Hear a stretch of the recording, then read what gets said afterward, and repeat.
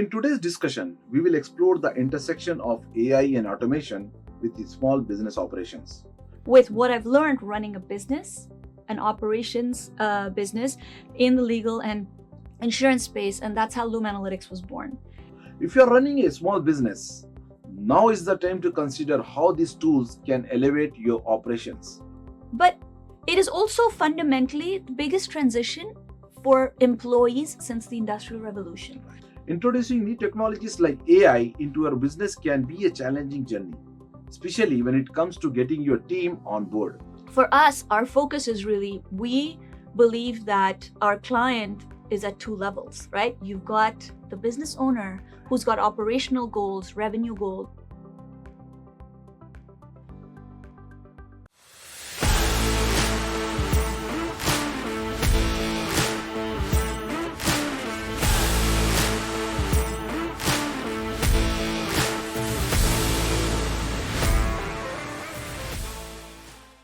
Hello and welcome to another episode of the Canadian SME Small Business Podcast. I'm your host SK and I'm very excited to dive into today's topic, which promises to be enlightening and impactful. Here at Canadian SME, we are passionate about highlighting the crucial role that small businesses play in our economy and our communities. In today's discussion, we will explore the intersection of AI and automation with the small business operations, delving into the opportunities these technologies present and examining the challenges of integrating them. It's going to be an insightful conversation, so stay tuned. Today we are joined by Mona Datt, the innovative founder and CEO of Loom Analytics, a leader in AI and business automation. Join us as we delve into Mona's journey, explore the opportunities that AI offers to small businesses, and discuss the challenges of adopting to these new technologies. Mona, welcome to the Canadian SME Small Business Podcast. How are you doing today? I'm good, thank you, SK. It's a pleasure to host you today. We are, really looking forward to our conversation. Your work at Loom Analytics is truly pushing the boundaries of what AI can do for businesses. And your expertise in both technology and business operations really make you a perfect guest to shed the light on these important topics. And we can't wait to hear your thoughts. Thank you. Mona, your transition from an engineering background to leading a company like Loom Analytics is nothing short of inspiring for other entrepreneurs.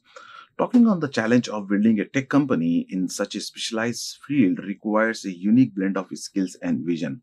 What inspired you to start Loom Analytics, and how did your engineering background influence your journey as an entrepreneur? So I graduated university in 2000, a very, very long time ago now.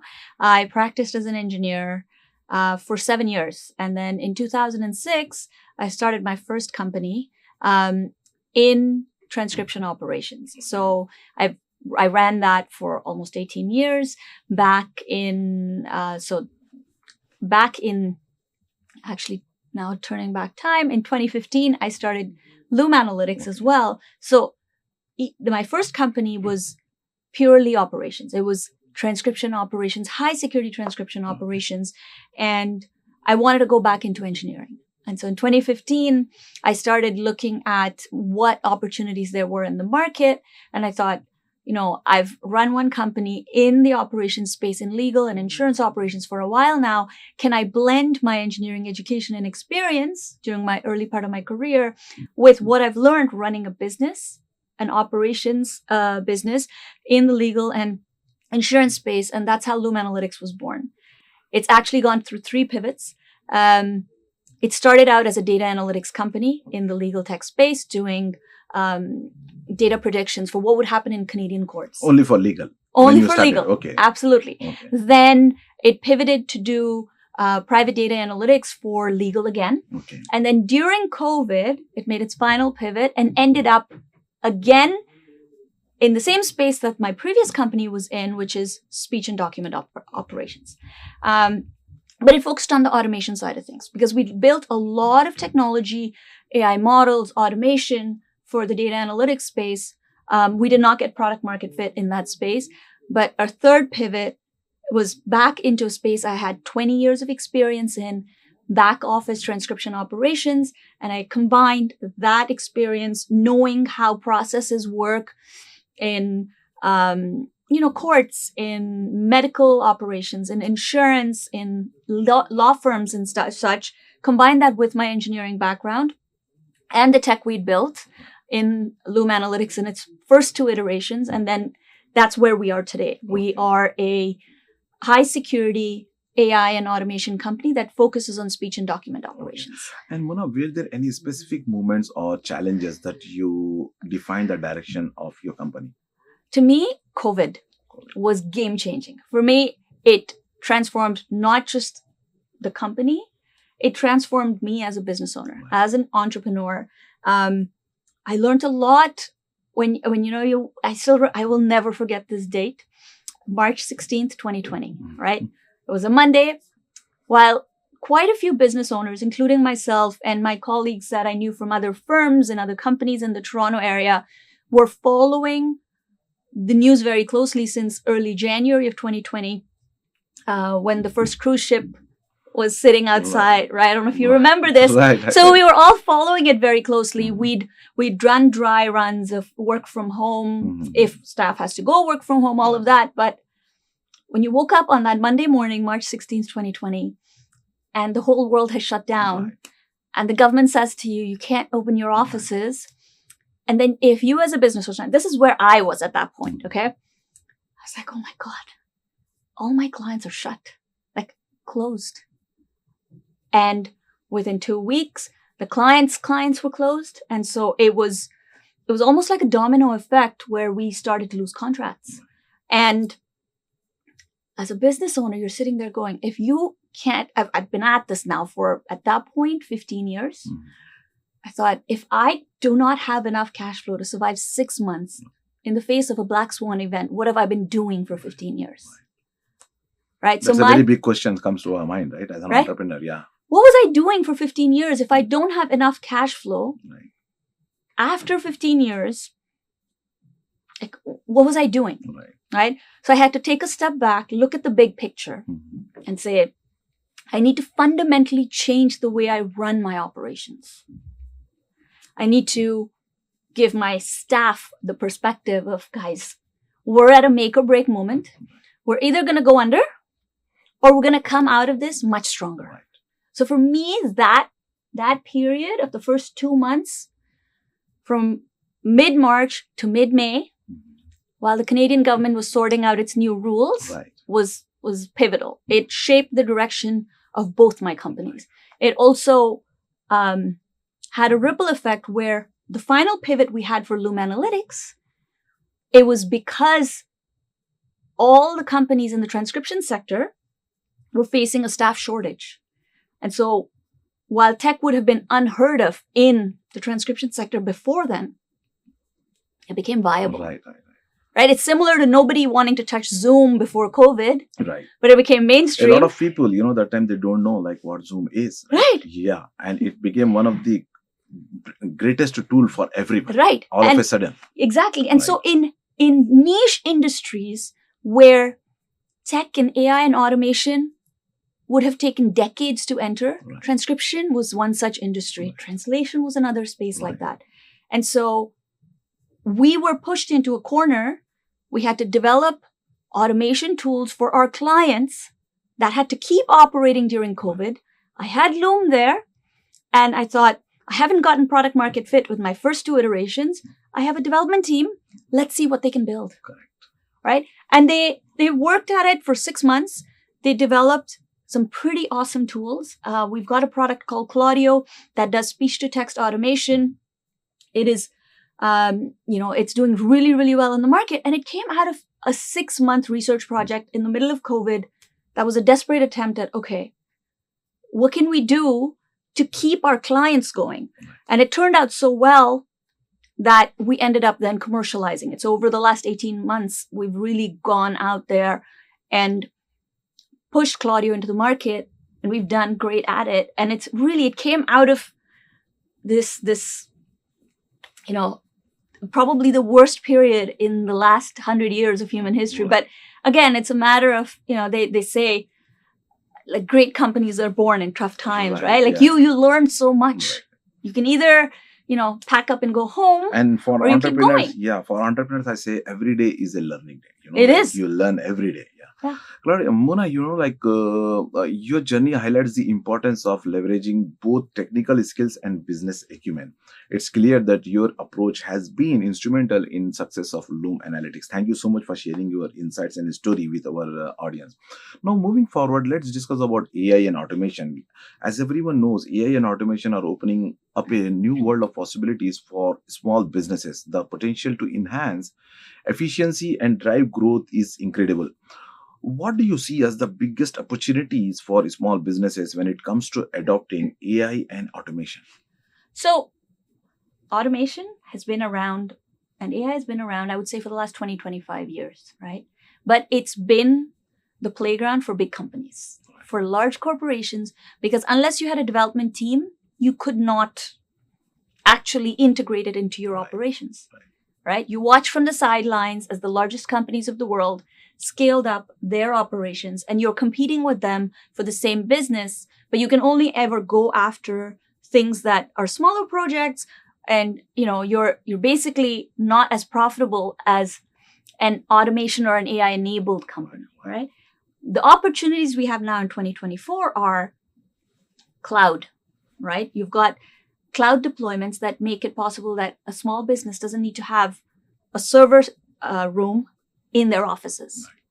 They don't need to have a network administrator sitting in their offices. They don't need a development team because there are enough product companies out there that have products that directly integrate into it. So the opportunity today is really almost like democratic access to these tools. So small businesses can play in the same playground as the big businesses. Players, right. And this year, according to the stats, 52% of Canadian small businesses use automation, with 19% planning to adopt more. Though 43% still face, financial or technical barriers. What advice would you offer to small businesses, those who are facing financial or technical challenges in adopting automation? I would say, let's start with the financial piece, right? It's not as expensive as it was 2 years ago, 4 years ago, right? So start with the small part of the business. Start with a small part of the business that can show returns. Then take the returns from that and scale to the next project and the next project and the next project. Technical, there are enough products out there. You're not forced any longer to build it on your own, right? And the final piece of it is actually your people. That's the hardest part, right? I often tell our clients, the problem is not you doing the trial for Claudio. That's 10%. We're pretty confident that we have one of the most accurate products for your industry. The problem is the other 90%, right? You cannot just turn on the tap and say to your team, okay, now today you wake up on a new morning and you have a new process and go learn it. It doesn't work like that. Especially if your people have been working for 15, 20 years in the same way. It's very difficult to change the mindset, right? Absolutely. So your team needs to be involved, right? Don't bring them in the end of the process. Right. There should be from the starting point. From the start, have them in the conversation. Ask them, actually what parts of their job are tedious, are repetitive, things like that. Give them an opportunity to actually realize that the human brain is capable of a lot more than just repetitive tasks, right? Because honestly, we're a very, very, very long way, couple of decades at least, away from AI replacing people. And when I'm following on that, how can small businesses navigate the complexities of these technologies and start integrating them into their business operations? I would say start with look for vendors that actually provide services for your process. But first, map out your process. Because a lot of small businesses, they turn on the lights one day, then they start providing a service, and their processes are basically, step after step layered over each other. They might not, in a lot of cases, even know who's doing what, why, when, and even if their tasks are necessary. So it's important for the team to come together, and whether you do this exercise on a computer or with Post-it notes, put down what each person does, what each step of your business process is in each department.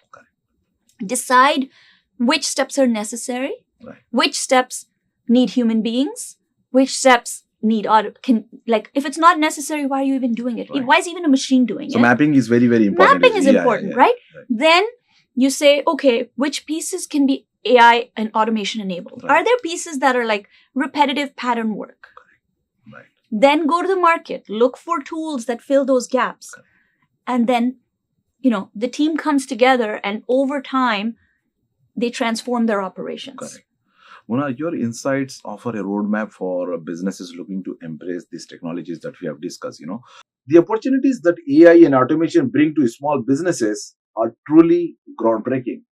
If you're running a small business, now is the time to consider how these tools can elevate your operations. It's about working smarter, not more complex. And taking those first steps toward innovation can make all the difference. Now, as you already said, don't let the employees at the end of any new automation or any software or anything that you're integrating. Let's discuss the challenges with staff adaptation of new technologies. Introducing new technologies can be daunting for most of these small business owners, especially when it comes to getting the team on board, as you said. What are some common challenges that businesses face with staff adoption of AI and automation, and how can they overcome these hurdles? So first step is the fear, Right. right? It's the fear of loss of jobs. They see it everywhere. It's in the news, Right. right? It has been discussed since last 2 years, I think. Last 2 almost, years. Yeah. Last year, March is when OpenAI came out, Right. out of beta, and Right. we're like, we're available to the world. There was a lot of news coverage, a lot of media hype Right. around it, a lot about how it was going to replace every profession on earth Right. in 1 year. Yeah. That hasn't happened. Right. It's sort of like, it's very similar to when calculators came in, when cars came in and horse Right. carriages. Like, Right. if we go back in history, there's a lot of instances of this, Right. right? But it is also fundamentally the biggest transition for employees since the Industrial Revolution. Right. We have to admit that. We Right. have to admit that it is for the end employee, the average employee, when they read that news that, my job's going to come to an end, you as an employer have a responsibility and a duty to remind them that that's not the case. Right? You're looking at automation, you're looking at AI, but to grow the business. Right. Not It's like to an replace aid. them. It's an aid. Right. It's an enablement process. Right. Like, that's why I often say it's automation enabled processes. At least in the spaces we work in high security but very high fidelity areas. We work in legal and medical and in insurance. Would you like a court transcript to be done fully by AI, making decisions about your life? Right. It's not happening. A medical report from a doctor being issued completely by AI without a review, it's not about to happen. Right. It will never happen. It will never happen. Yeah. And in spaces that it's been happening for the last 2 decades. Right? There are, for accessibility reasons, we've had closed captioning, on television and things like that. In those spaces, for the last 2 decades, you've had speech to text. Correct. Might not be the most accurate, but it's been there. Right. Humans haven't been there. Right? Where it's really taking effect right now is in areas where humans will always be in the loop because of the importance of the accuracy. And I can tell you, when I talk to business owners, their reason for adoption is very rarely, I want to get rid of my people or I want to improve my profit. It is usually, I cannot find people to do the jobs. Right. That's correct. Right? That's the reality. Yeah. That is the reality. Right. Right? You can open up LinkedIn or Workopolis, Indeed, anywhere. There's more jobs than people for some of these very highly technical, specialized roles. Right. And that's what's driving the business owner. Correct. They're not trying to get rid of their staff. Yes. Yeah. This has been such a great discussion so far. We have explored Mona's entrepreneurial journey, the opportunities AI and automation bring to the small businesses, and the challenges of staff adoption. Let's take a quick moment to hear from our sponsors who make this podcast possible. Stay tuned. You dreamt big. You made the leap. You and your "we're not stopping at small" business. Doesn't matter you've never done it before. You unlock those problems. You adapt to change. You learn to evolve. You're pioneers in challenging times, finding your own frontiers. Wherever you e-commerce, UPS is with you. So nothing is going to hold you back. 4 billion people check their email every day. That's 4 billion missed opportunities if your message doesn't make it. To reach your customer's inbox, you need a winning strategy. And Constant Contact delivers. Literally, over 97% deliverability. Elevate your email game with easy-to-use templates, writing assistants powered by AI, and in-depth metrics. Ensuring your email is flawless, delivered, and read. Constant Contact delivers. Give it a try. At IHG Hotels and Resorts, we're in the business of you. We're here to help you plug in, connect, and recharge. make an impression, and meet with confidence. With 19 brands built for business, your business gets even more rewarding. With an award-winning loyalty program at 6,000 IHG hotels and resorts worldwide. Welcome back, everyone. So far, we have covered Mona's inspiring transition to entrepreneurship, the benefits of AI for small businesses, and the hurdles team face when adopting new technologies. Now, let's dive into how Loom Analytics support small businesses in their AI journey and what makes their approach unique. Mona, following on that, can you share an example of how your organization, Loom Analytics, has helped a client successfully by integrating AI with the team? So, our most recent example is one of the largest transcription companies out of the UK. Mm-hmm. I cannot name clients because for us, our clients use us like a strategic advantage and a mission critical service. So it's one of the largest transcription companies out of the UK. They do legal and medical transcription. They started working with us back in January. That's the first time we spoke to them about Claudio. It is now early September. Initially, their actual operations team was hesitant as well. They're like, well, we've tried a lot of speech-to-text services. It doesn't work. The accuracy is not the greatest. How do we transition our team? I said, that's fine. Just do the trial, right? It took me 2 months to convince them to do the trial. We're sitting in March. They do the trial. They're like, the accuracy is great. But now how do we transition the team?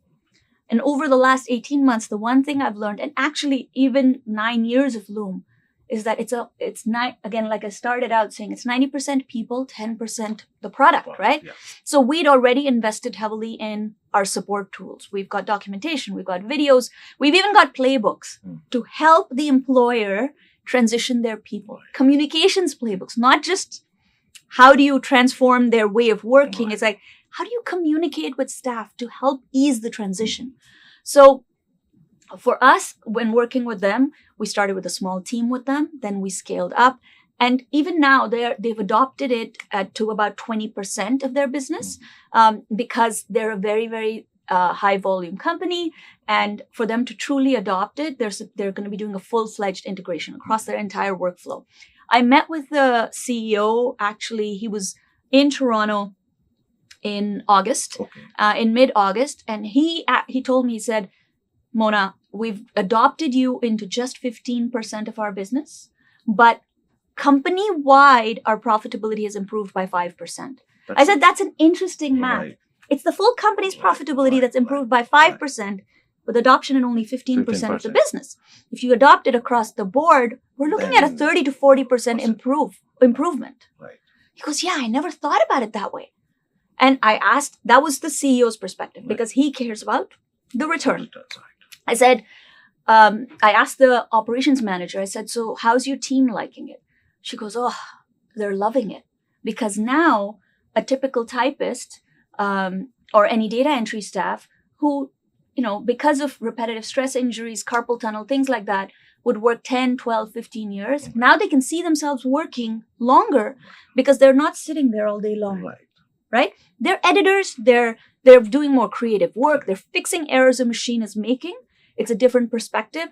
And get this, the company's making more profit, but their freelance team is actually making 30% more per hour as well, because they're doing more work. That's a good numbers. Mona, after discussing this with you, I believe your approach to facilitating smooth transitions for teams is both practical and very insightful. And it's clear that addressing the human element is key to successful technology adoption. Introducing new technologies like AI into your business can be a challenging journey, especially when it comes to getting your team on board. Remember, it's not just about the technology, it's about people. Your team's buy-in is very crucial to success. So make sure you are addressing the concerns and guiding them through the transition with patience and support. Now, moving forward, let's discuss how Loom Analytics support businesses with AI. How does Loom Analytics support businesses in their AI journey, when it comes to automation as well, and what makes your approach unique? So we don't just, let's start with the last one. Right. What makes our approach unique? Right. We don't just toss you our product and say you're on your own. Right. We're with you all the way through, and not just through adoption. We're partners in the business, right? We believe that for you to grow, and for us to grow for that matter, we want you to grow. We want you to be able to do more business, and we want to make sure that your staff is comfortable, because if your staff is not comfortable and not happy with the product, they're not going to use it. And we're going to have, what we call churn, right? Like contract renewal time comes and like, well, we don't like using this, right?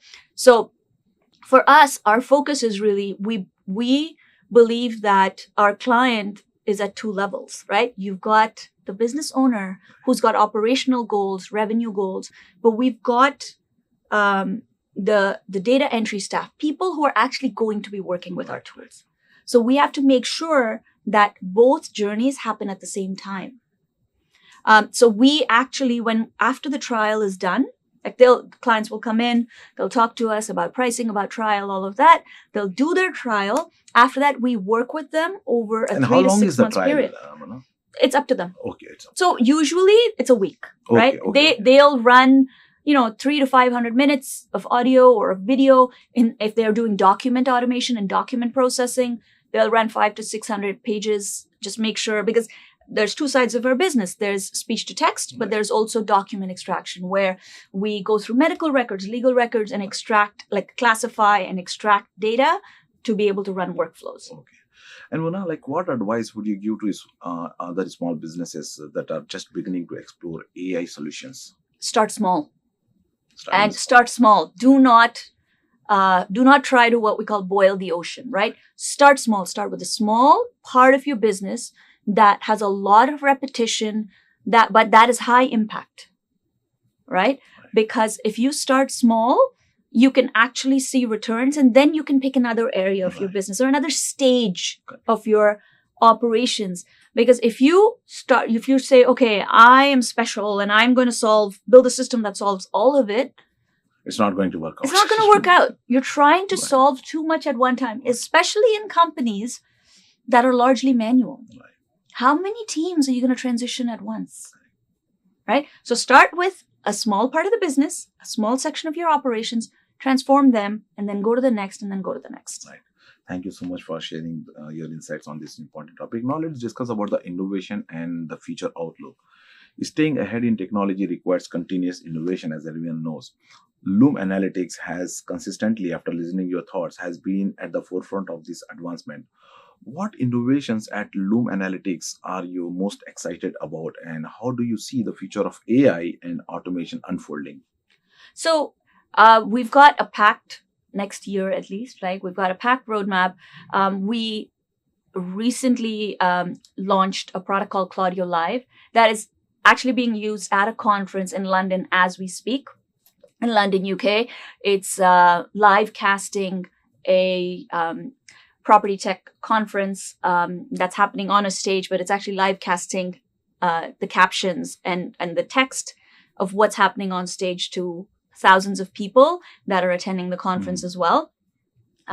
So that's the most exciting part for us now, because we're then going into the translation space with the same thing.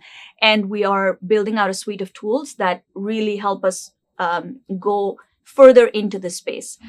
In terms of AI and tech and its future, really to me, the winners will be those who figure out how to work with the human element. Right. That's very important. You can build all the tools under the sun. If they don't get adopted, It's waste. it's a waste. Right. Because in the end, those tools can't work in isolation, right? Whether it's a robot walking in your house or it's a tool doing work in your office, you still need a human to be willing to accept it into their lives. That's very important. Mona, your commitment to innovation really ensures that Loom Analytics will continue to lead the way. And we at Canadian SME wish you all the best in your Thank future you. endeavors. Innovation isn't just a fleeting idea. It's the foundation for staying relevant in today's dynamic business environment. The innovations Mona shared are already making waves, reshaping how companies operate. As you absorb these insights, think about how you can implement similar progressive strategies in your own business operations. The road ahead is filled with opportunities for those who are willing to adapt and lead the charge. Now, before we wrap up, Mona, I would love to hear your advice for our listeners, especially those who are navigating the complexities of running a small business in today's fast-paced, tech-driven world. What key piece of advice would you give to entrepreneurs who are looking to integrate AI and automation into their business operations? Often I see business owners, and I've been there, where you're so busy, you actually don't get a chance to step back and look at the big picture of your business. So you're like, I'll get to it. And it's too late. The competition has passed you by and the world is a different place and you don't know how you're going to adapt fast enough. The key piece of advice I'd give is take the time, even if it's a few hours a week, take the time to take a step back, actually grasp a big picture view, a 1,000-foot view of your business, see what the opportunities are, explore what the competition is doing, see what the market is looking for. Because if you wait until the end moment, it might be too late because AI and tech are coming in very quickly. If you believe that your competition is not doing it, think again. That would be what my key piece of advice would be. Thank you, Mona, for your great advice to other entrepreneurs. Like in practicality, today also I learned a very good thing from you today with out of our conversation, like mapping the process, and I believe this is very very important, and I'm going to implement it practically with my team. Yeah, it was a great pleasure hosting you today. Thank you so much for sharing your advice, your insights with our listeners. Thank you so much. Thanks, SK. We have explored a lot of ground today. From the opportunities AI presents for small businesses to the challenges of adoption and importance of innovation. The key takeaway is that AI and automation can be powerful tools for any business with the right approach. We also want to thank our partners RBC, UPS, Constant Contact, IHG Hotels and Resorts, and our tech partner Google for their unwavering support. Subscribe to the Canadian SME Small Business Magazine by visiting our official website at canadiansme.ca. Thank you for tuning in, and we look forward to sharing more insightful stories and insights in our next episode.